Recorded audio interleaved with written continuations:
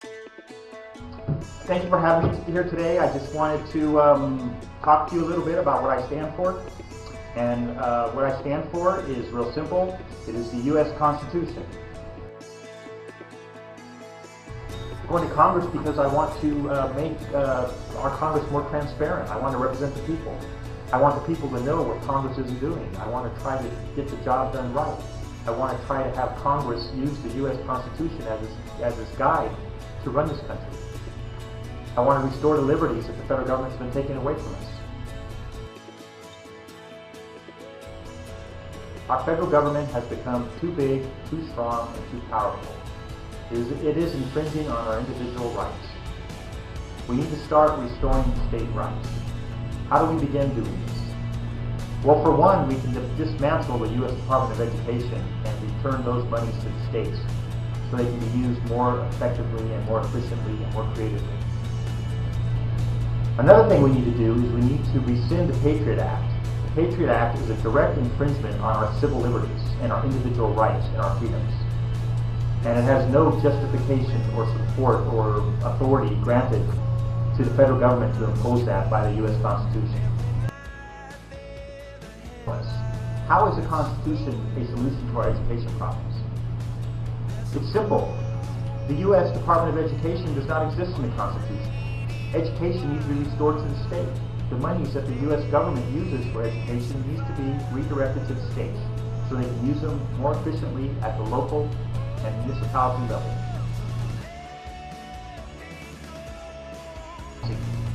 California is overtaxed by the federal government. We get disproportionately less of our tax revenues back from the federal government than other states do. While California gets 80 cents back for every dollar we pay in federal taxes, some states get as much as $2 back. Other states are even able to give their taxpayers a rebate. Californians are overtaxed by the federal government. We have a higher tax rate in our state, and it costs much more to live here. This is a perfect example of too much government. Too much government at the state level and too much government at the federal level. Too much big government is the recipe for disaster. Our federal government has become so bloated that it's going to tax this country into bankruptcy. The Constitution clearly states that rights not given to the federal government in the Constitution are states' rights. Therefore, I argue that if you honor the states' rights and you let states manage healthcare and education independently to meet and fulfill their own needs, we have a much more efficient system that gives a better return to the taxpayers and a greater rate of success. It encourages creativity, and we'll have 50 systems to choose from instead of one size fits all managed by the federal government. I'm running as a Ron Paul Republican because Ron Paul believes in the U.S. Constitution, and I do too. And I think that is the solution to our nation's woes.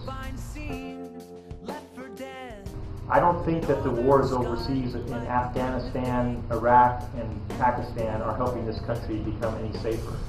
They're costing a lot of money, people are dying, our troops are dying, our troops are being injured, and we are not making our country any safer.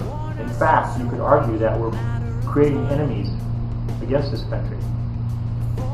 Unfortunately, when America occupies another country, the people that support us usually lose the support of their own people. So the United States government and our allies have to become more forceful and take away individual liberties from the citizens of the countries we're trying to build into a democracy. Ultimately, they begin to dislike us and dislike their own leaders.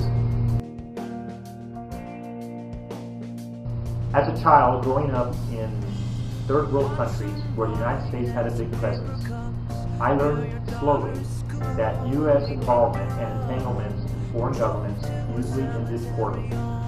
Eventually, we ended up supporting a corrupt political system and alienated the citizens of those countries from ourselves and from the people we supported. Examples of this would be Cuba, Chile, Ecuador, Guyana, Liberia, just to name a few. We need to learn from our history. We need to not apologize for the things we have done in the past, but we need to learn This election will not be decided by a large campaign war chest. It will be won by the support from citizens like you. I will win in the runoff because independents and even some Democrats will vote for me.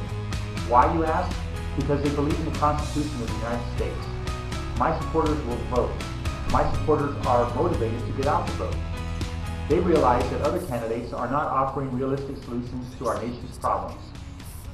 When I hear candidates say more money for education, more money for health care, I realize these things are not going to solve our nation's woes. The solutions are found in the U.S. Constitution.